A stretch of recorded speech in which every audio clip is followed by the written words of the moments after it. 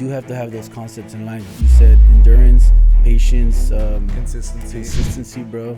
Like all that has to be in line, and you could be anybody. You could just pick a subject. Life's simple, bro. Yeah.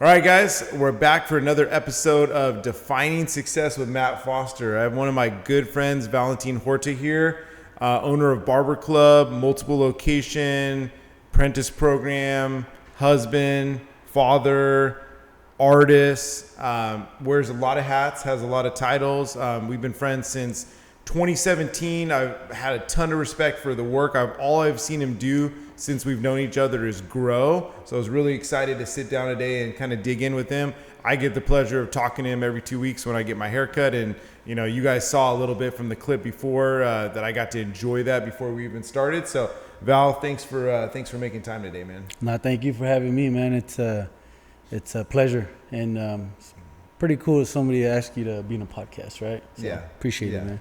Good stuff, man.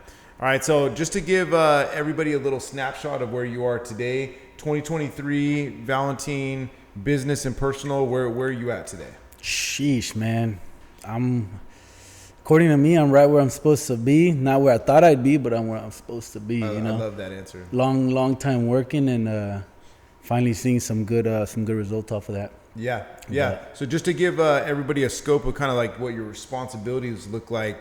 How many locations is Barber Club now? How have you guys grown? How many barbers do you guys have working underneath you? And what are some of the things moving forward that you're excited about? Well, we have 2 locations. We had 3, but we had some issues, like we talked earlier about values and partnerships and stuff like that. But my wife has a salon. I helped out with that. So I would say 2 barbershops. Total of 30 barbers, you know, all under the same umbrella. Mm-hmm. And, the Apprentice Academy, teaching people, mentoring. And, that's pretty much where we're at. Talk a little bit about the apprentice program, because I know that's really cool that you guys you're able to take someone right off the street and raise them up into being a barber. What does the typical path look like for an apprentice that comes into your program? Well, most apprentices that come into the program, they come in running away from structure. Okay. Right. So I already know that, so I have to be ready for that. And they're coming in looking to get their hands on, getting to work, make money. A lot of times, discipline is really low. Very few guys are very disciplined when they come into this type of program, but most of the time it's not. And we got to basically grab a newbie or like a rookie and try to transform them, get them into a self-sustaining human, in this industry. And most of the time they do well. The culture does throw them off a little bit, but they do pretty well if they listen. A lot of people, they like to do what they think is best, and all power to them. But I've been doing this for 15 years, so I can train a guy from scratch to have I've trained guys to have barbershops, you know what I'm saying? So I know what to do on that. Yeah. And a lot of it comes down to them. Like, do they really want to,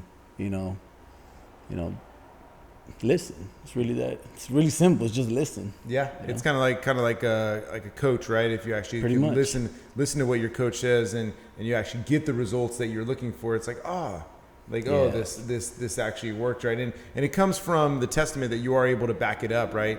18 years of doing it. Where did this start for Val? I know from our conversations there was like you're cutting out next to the chickens, right? Like, yeah, bro. That was the start. So talk a little bit about your origin story, about cutting out there, in the dirt, literally in the dirt outside the garage, and how it got to where you're at today, man. It's funny that you bring that up, because I just had this conversation with one of my longtime clients. He said, "Remember back in the day when you had a tarp in the backyard at the chicken ranch?" And I was like, "Yeah." He's like, "Remember you had a couch and you had a little chair?" And I was like, "Holy smokes!" It's funny about that couch and that chair is that we were we actually broke into an abandoned building and found a couch and a swivel chair. Because at the time, I was young. I didn't really have money to do anything. My parents were going through their thing, so I was on my own. And we freaking snatched some couches and some chairs from an abandoned building, and I threw them in my backyard and threw a tarp under everything and started going at it. And like you said, we lived in a chicken ranch, so you had chickens running around, as I'm cutting my clients, and that's really how it came to be, bro. It was there, so I just like, screw it, let's do it. Let's see what happens out of this. That's an amazing start. So how long were you cutting under that tarp, and then what was the next step, kind of leading toward where you're at today? I would say I did about a year of like testing the waters, because I wasn't trying to be committed. Like I said, most barbers come into this industry running away from commitment, right? And I was the same way. That's how I know. So, just testing the waters, just messing around, charging $3 a haircut, back in the day. And yeah, man, prices are up. Yeah, it took me a while because, like I said, that commitment thing that most barbers and Cosmos too, they're running from that commitment. Was your mentality like when you were first starting, kind of like I'm just gonna do this barber thing, see if I can make a little extra side cash? Like it wasn't that serious. No, it wasn't. It wasn't. And I see that from the industry as well. Most guys come in here and say, I want to make money for the next 2 years so that I can buy my car. So would you say that a lot of barbers actually get into the industry as a means to an end? It's not a career for them. It's a hustle. It's basically it's a hustle. So a lot of people actually, going back to the apprentice part, is coming in with a hustle mentality, and you're able to kind of showcase them that, hey, you take care of your body, you take care of yourself, take care of your business and your clients. This is actually a viable career for you, that you don't have to like work construction, work manual labor, do this, maybe do something illegal. You can actually make a legitimate career for yourself. And change your life. You really can, man. And that's what I try to teach them, like how to leverage what they have, even if it's little, you know what I'm saying? Yeah. Really leverage is the game. And I think in business, for every business, it's leverage. Like, what can you do with a skill? What can you do with a product? What can you do with network in a relationship, a friend, like just leveraging and trying to teach them that, and teaching them that even though you don't have a 9 to 5, you're making profit, you're making income. Leverage your income, get some credit, leverage your credit, get an asset, buy a house, leverage your house, leverage your equity, whatever. Leverage. That's really the key that I try to teach. It's a really tough concept, especially if you're coming in just to hustle and bounce. If you come in to hustle and bounce, you're not thinking leverage, you're not thinking long term. So that's really been the hardest thing to do with barbers, is teaching them the long game, because everybody looks at the shiny stuff, and they want the shiny stuff now, and they think shiny stuff is show them how they can get some of the carrots right now, but in what ends up happening is they almost get tricked into walking the long road with you. So it's the balance between the carrot and the road. Pretty much. No, and you've done a great job at that, man. I've seen a lot of great barbers come up underneath you. Like you said, either part of your shop now, or you've actually equipped them so well that they've gone on to open up shops themselves. Yeah. So for yourself, coming out from under that tarp, at what point was it starting to change that, hey, you know what? I'm doing $3 haircuts. I'm actually getting pretty good at this. Like, I was just doing it to like make some money, support my family, right? At what point was there a switch? And then was that the point where you started working in the shop in Atwater? Walk me through kind of the next steps of your story to being the barber you are today. It's funny. That question's a little complicated, right? Because I have this conversation multiple times. People say like, how can I do what you're doing? Or how do I do it like that? Or how did you start? And I tell them like, man, like I didn't even want to be a barber, bro. Like I just knew how to cut hair, I knew how to draw, and I used the same concepts and applied it to hair, right? So I was trying to do that. I was trying to hustle and bounce, right? But then I learned leveraging, and then I learned all that. So I didn't want to be a barber. I was trying to get out of it quick, but I had a natural ability and natural gift with the tools and just with people. And until I realized and believed in my own self that I actually had skills in a certain area, it took me a while. It took me probably 5 years, bro, to realize that I was actually good at it, and I could actually continue this and scale it, or at least have the option to scale it. And it took me about 5 years to open up my mind to getting serious about it. The whole time I was just sitting, just coasting, getting by with my luck, that's what I call it, my luck. Yeah, right? and your skill was probably keeping you in it, and you were getting some positive feedback.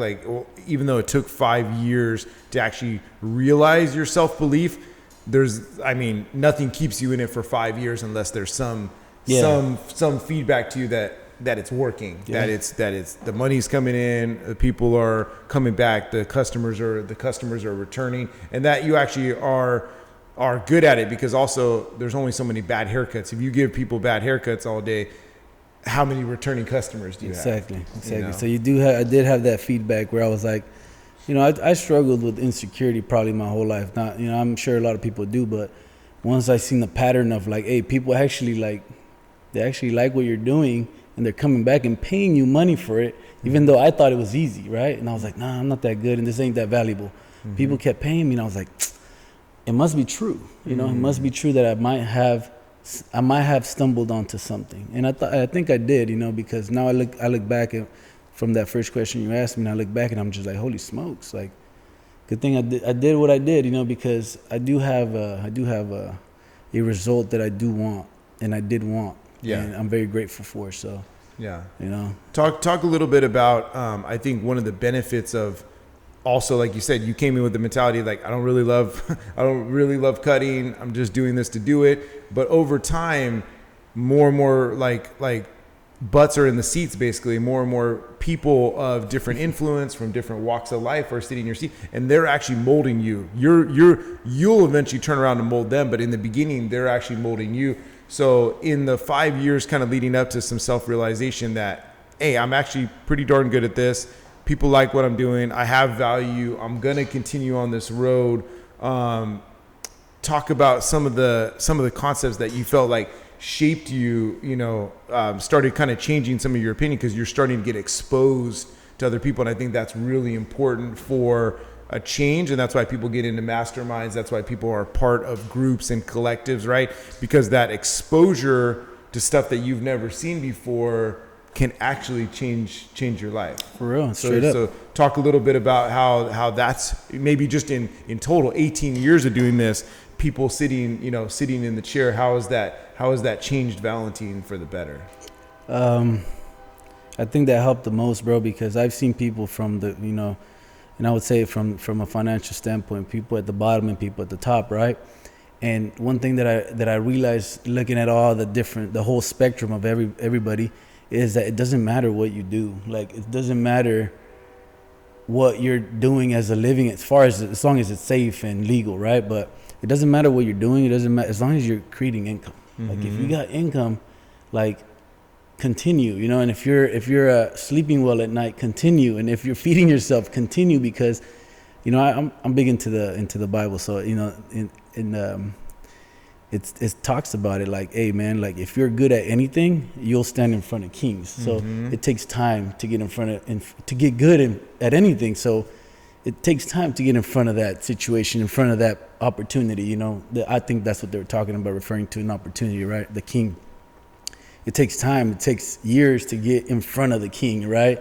But you have to build the skill, no matter what the skill. Truck driving, cutting hair, tattoo artist, building wooden dolls. You know what I'm saying? You build wooden dolls long enough, you're gonna end up in an opportunity where it's whoa, because you're gonna be the master at it. So I learned that it's not really what you're doing, because everyone's oh, you should do trucking. Oh no, you should go into back to school and get into business, get into marketing. And I was like, that all makes sense, man, but I've learned over the times that nobody got successful by their industry. They got successful by the time they put into it. It's almost like not tricking yourself that you're smarter. I think Alex Hormozy says this, that you're smarter than you actually are, that actually what really led to your success was how long you were able to put into it. Exactly, so it's bro. probably, you're kind of like, I imagine sometimes if somebody caught you in a certain type of mood, you might tell them, hey, put 18 years and then, see where you're at. Yeah. Kind of deal, right? And I can guarantee you they'll be in a great spot. Yeah,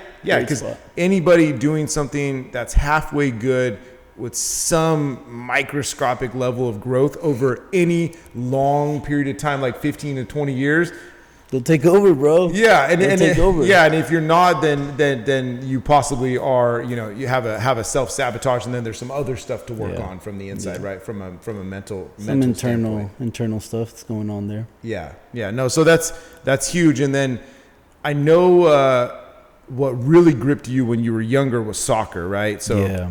Valentin, like you said, you grew up with some insecurity, so you were looking for an outlet of like where you can show your excellence to the world. And I think soccer was a positive feedback for that. School, academics and stuff that wasn't home life was what it is, but soccer really was something that you go out there and put it all on the field and get better, right? So talk to me a little bit about your soccer journey, and then how some of what you took from your soccer journey brought into your barber That's world. crazy. That question was actually, I actually thought that answer yesterday. I didn't know you were gonna ask me that, but I was watching soccer game on TV, and I was like, holy smokes, the soccer game is a 90-minute game, and there's only like 2 goals per game, right? It's a long game. It's a long-term concept, and I became really good at soccer because I was able to recognize patterns from the beginning and how they build up to a goal. And I can see the patterns. I always joke around with the tism, right? But I was able to see these patterns in soccer, and that allowed me to be really good at that sport. Unfortunately, I got injured, but those same concepts still apply to business as far as I've learned, where it's like you gotta build the play from the back. Build it from the back, move it around. Oh, it can't go through here. Hey, we gotta swing it around. And out of nowhere, someone makes a mistake. I'm not saying, we got to wait for people to make mistakes. It could also be your skill, but something happens where you just right through and boom, you get a goal, 1-0. You win. You win a championship. You get a scholarship. It's 1-0. It was just one goal. It's a long buildup. It's a long compounding buildup. Yes, bro. And in business, it's year after year after year of recognizing patterns. And then, like you said, it's not about someone particularly making a mistake. Maybe and it creates opportunity, but for the most part, it's more about a hallway being created. And because you had been compounding on that play over and over and over again, because you didn't switch out and do something else, you're actually able to walk down that hallway, and people are like, "Oh, how's this guy opening this door?" Yep. Right. Pretty much. So soccer really made you aware of like pattern recognition, endurance, right? Like sticking with it, getting better. The time, soccer's not necessarily always easy, right? It takes time to get better and better and better with ball handling. You see another guy like, oh man, how is he doing that? But again, how long has he been doing that for, right? Patience. Yeah. People overcomplicate everything, bro, and it's not complicated. It's just, if you do something long enough, you're gonna get it. You know what I'm saying? Like if you dig long enough, bro, you're going deep. You're going deep. Like you're gonna get it. So you don't have to be the smartest person. It's just, you do have to have those concepts in line. You said endurance, patience, consistency, bro. Like all that has to be in line, and you could be anybody. You could just pick a subject. Life's simple, bro. Yeah. So if you guys want to take the nugget from where we're at right here, it is actually consistency, and I think you're going to hear that over and over again. No matter who I sit down with, male, female, what industry they're in, a reoccurring theme always is consistency. Whether that was a consistency for personal growth, whether that was a consistency in their faith, their personal fitness, the business that they committed to, the industry that they were in, because stuff doesn't happen in the short. It really doesn't. Beautiful things do take time. There are beautiful things in the short that happen over that long journey, but the consistency of sticking with it over a long period of time really creates that overnight success that you guys see, and the ability to stand in front of the top of the world, which would be the kings of our modern day, right? Yeah, so, pretty much, bro. Pretty much.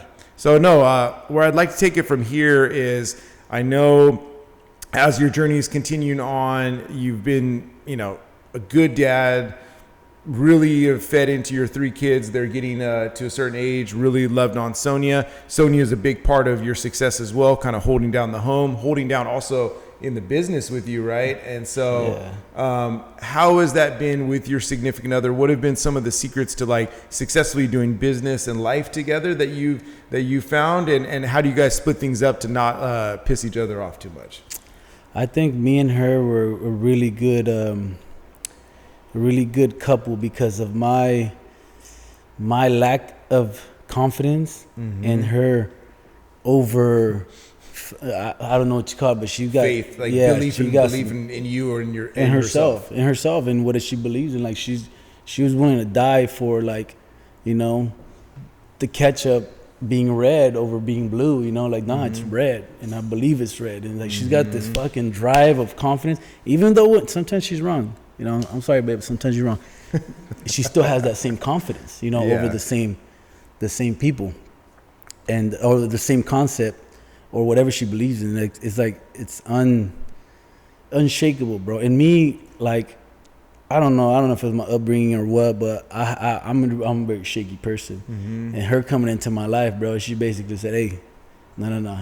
If you don't believe it, I do. So we're going that way. Yeah, I'll have the faith. Like I'll fill in where you're missing on us being sure of this. Because what insecurity does is it actually makes you be sometimes more diligent with the details. Yeah. Like, because you're like, I'm not sure. So sometimes you'll tend to work on things a little bit more, but sometimes you do need that breath of fresh air, that confidence that's just like, hey, we can fly. Yep. And obviously you guys have. Yeah. So that's been a big part of your guys' stuff, working out, with raising the kids, with doing the business together, is just her personality and yours really being a good blend. And my willingness to accept that. You know, if I didn't accept what I just said as truth, we would be clashing heads all day, because I'd be like, nah, I'm confident too, you know, and it's like, nah, I'm not confident. How about you help me out with this? So accepting that reality has made it work. I love that, man. Another area where I really respect you for is longevity. I noticed that certain things that you've taken on in your health, from the diet that you eat, the water you put in, Vibrams, I like to call them toe penises shoes, but you know, I get it, man. I get it. Beautiful feet are a great thing. And I also know that you've dived pretty deep into functional patterns, which I'm pretty sure, you know, it's starting to get a lot more exposure now. It really kind of gets down into like body mechanics. Talk a little bit about functional patterns and how that really integrates for not just barbers, but anyone in regular life, for posture and how they move better in the world.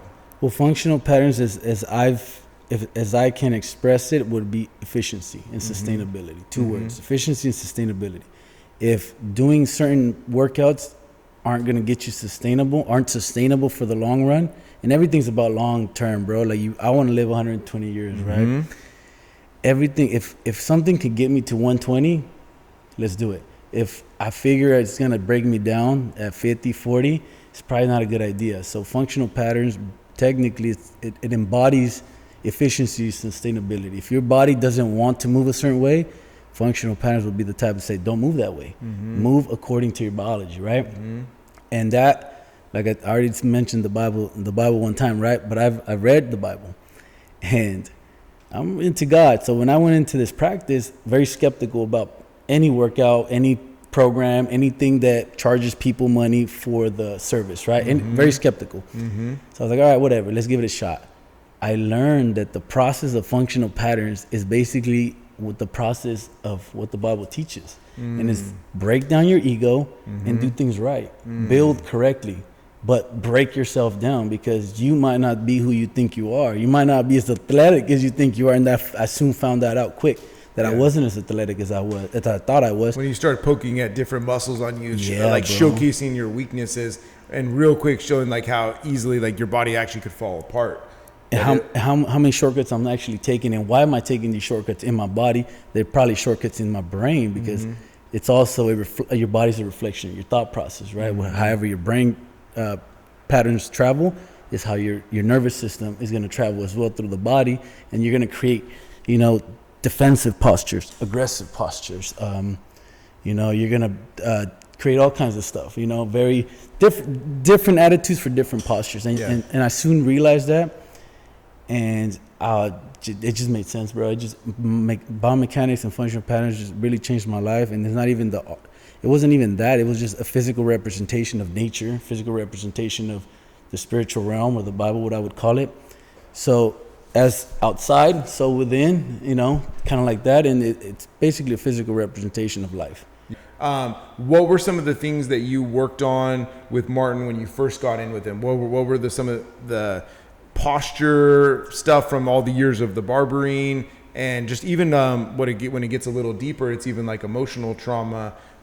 What were some of the things that you guys actually worked on and were able to break down, release, and then build up on within functional patterns? Well, the first thing, because it's very surface level stuff, and I wasn't very aware of what's actually the science of functional patterns, was just movement, right? If you want to pick something up, how to pick it up properly, like how to lay down on your back properly, how to sit down on a chair properly, what muscles should be engaged here in the chair as we're sitting down, so that you can sit efficiently and not have, start hurting your back or be like this because one side hurts, or, something crazy. It's very simple things like taking one step forward, one step back, standing. It was very simple things. That's all great, but I soon realized, man, that it's psychology. It's basically stress response. It's trauma from your past will start coming in at you, and it's just like you're really just cleaning out your brain, but reverse engineering it through the body, backwards. Instead of having a thought and acting, you're acting so that you can force a thought. I love that. It's crazy. I love that mindset shift. And I know I've seen a huge transformation in yourself, from your posture, from how you act, and even your personality. You walk with a little bit different lightness than you ever did. And I know it's directly related to a lot of the work you've put in to break down stuff. Because like you said, if we're feeling like this, and if you guys can't see me, I'm all hunched over, to like actually being able to feel like this. But it's like right now I'm forcing myself to be like this versus my body naturally holding myself like that. Functional patterns is no joke, guys. It's the real deal. It being in Merced for me is a little bit out the way, but I know that in a perfect life, I'm working out with Martin 2 to 3 times a week, and I can't wait to be doing that. But in the essence of time, I really appreciate you making time for us at the shop. We got guys out the door ready to get started. So we're going to get right to the end, right to the power 3 that I ask every single guest. So we'll get through these pretty quickly. Question number 1. What is something that you're studying right now, whether it's a book, podcast, concept, mastermind, something that you've really been interesting? So if someone was to look over the shoulder of Valentin and be like, oh, that's kind of interesting, would be something that the audience could look into? Damn it, man. Like, that's one thing that I do a lot. I've read a lot of different books, and this is one of the toughest questions people ask me because they hate my answer, bro. Everyone hates my answer. I won't hate your answer, and you already know my answer too. The audience won't hate, and it's completely fine. And you might even answer number 2, which is, I'll let you get to that, but finish up number 1, man. So I've read enough books to notice that it's all replicated, basically regurgitated information from way back in the days, or from old wisdoms, from different areas, different cultures. And I read enough new things to say, like, oh, snap, these new things are basically the same as the last book I read, just different person, different time, different words. And one thing that I always stay on, bro, and I'm not even religious, but I stay on the Bible. That's the one book that I just constantly be looking at because it inspires so many crazy thoughts and ideas, bro. And then, of course, I'll find an article here and there, scientific article, business article. And dude, like, I feel like, damn, like I read about this in the Bible. Yeah, the principles you're always able, and I think that's the thing about truth, is that if you find truth, a lot of times you can always, even anything you read present day, traces back to principles that were originally placed. So right now you would encourage people to study the Bible and actually get into the truth.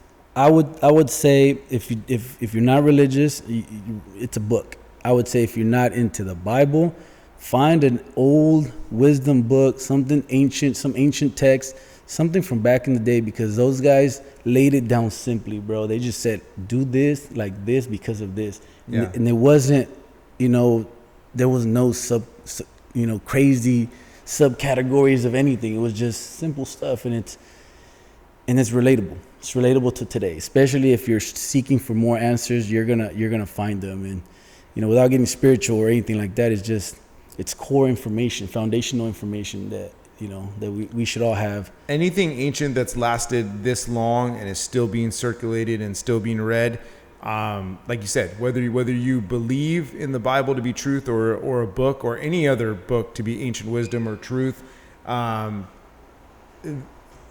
we can't not see that people have walked the path before us. They've had lives, they've had wisdom, and we'd be wise to maybe pick up a few gold nuggets to shorten our learning curve and do life a little bit better for this round when we're here, right? I like to learn from people, from older people, from people that have been doing it the longest, and I've found the Hebrews to be the longest living culture that's almost still in power with the most sustainable ideas. I'm Mexican, right? I come from, mestizo. I'm a mestizo, meaning a European and native of Mexico blend. So I don't really know what I am, but I've looked over and over, at the Asian philosophies, at the African philosophies, and the Hebrews have, in my opinion, the most sustainable concepts, bro. And regardless of religion, I follow sustainability. Yeah. Back to longevity, guys, back to consistency. Having a framework of like taking a step back, no matter what your age is, and looking out like, all right, if I'm going to live to this period of time, what am I doing for the next decade, the next 15 years, 20 years? What is actually not on the short, but in the long for my life that I can make small daily actions and lead towards? So that leads to question number 2, power question number 2, which is, I really want the audience to leave with actionable tips that can change their lives, not just be inspired by stories. I think that's awesome. I think people will take that. But what is one actionable tip that someone could take to their life today, and if they followed it for the next 30 days or for a lifetime, would change their lives? I think for longevity, not for quick results, for longevity. If anybody listening to this is interested in longevity, think about the rest to work ratio. Your rest to work ratio should be about the same. The more you rest, the more you should work. So if you're working hard, guess what you got to do? You got to kick back hard. Yeah. You know what I'm saying? A lot of people have that problem. And I've learned over my life, bro, and most of my positive results, that I've always been better when my rest to work ratio have been about the same. That makes sense. Like if I'm gonna bust my ass for a year, I have to rest a lot.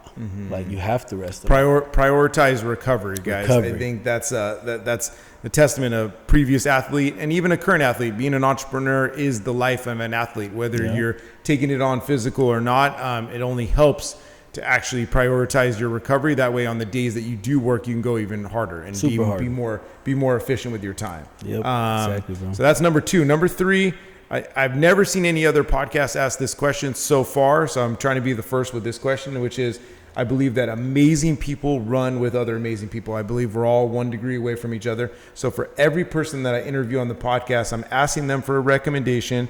Who's someone that you think would be a good fit to be on the podcast and that you actually wouldn't mind making the introduction to? Whew. First thing top of my head, my boy Martin would be a good one. Okay. That'd be a good one because I'd love to talk to him. We'll take that. Martin, I'll take my shirt off and get next to your red light, and I'll talk to you soon, man.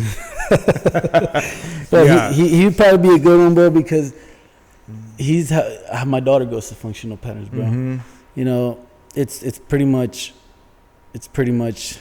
you rewire your brain. Like it's really the most sustainable, efficient thing that I've ever encountered, and I've gone through acupuncture, yoga, weightlifting, CrossFit, plyometrics, calisthenics. I've tried it all just to see what's the best thing, and you can't beat following natural law. Yeah, you just can't beat that. Yeah, you got to follow it. Well, I love your life story, bro. I love your wisdom. As you guys can see, why I like coming to this guy every 2 weeks is not just to look this sharp, but also to take something away. Every time I sit down with Val, he takes something away, I take something away, and that's the benefit of friendship. That's the benefit of good friendship, that both of you leave with something. And Val, I consider you a close friend. I consider you a mentor in some ways. And I got lots of love for you, man. So I appreciate you making the time today. Thank you, brother. And likewise, man. Like you already know, like I learned a lot from you. And there was, for the ones listening about Matt here, there's a lot of respect from me to him because at a point in my life there was something missing in my system, and Matt might not even know how important that part was, but it catapulted me internally and even financially into a whole different level. So I'm very grateful for all that, bro. Our friendship for sure. For the long term. Yes, sir. All right.